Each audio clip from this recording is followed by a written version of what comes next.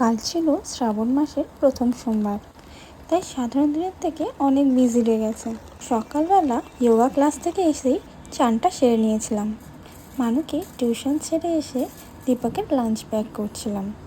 যেহেতু সোমবার ছিল তাই পরোটা, আলুর তরকারি আর সিমুই করেছিলাম। বাইরে এত বৃষ্টি হচ্ছিল, ভেবেছিলাম রান্না করে মন্দিরে যাব, কিন্তু আর কি করব, বৃষ্টি হওয়ার কারণে যেতে পারিনি। দেখছো কত বৃষ্টি হচ্ছিল।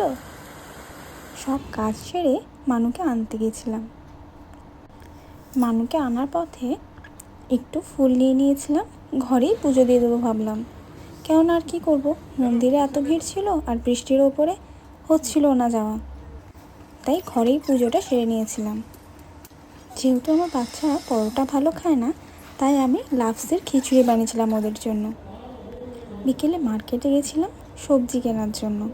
সবজি কিনে ভাবলাম সবাই গ্রিন চুড়ি পরছে, চলো আমিও গ্রিন চুড়ি পরবো। এসে দেখলাম আমার পুচকে ছোট্ট ছানাটা বসে বসে চিপস চিবাচ্ছে, যে ভাত মুড়ি খায় না, কিন্তু চিপস খুব শখ করে খায়। তারপর আমি আমার রাতের ডিনারটা সেরে নিয়েছিলাম এই ওয়েব সিরিজটা দেখতে দেখতে। ব্যাস, বিজি ডে শেষ।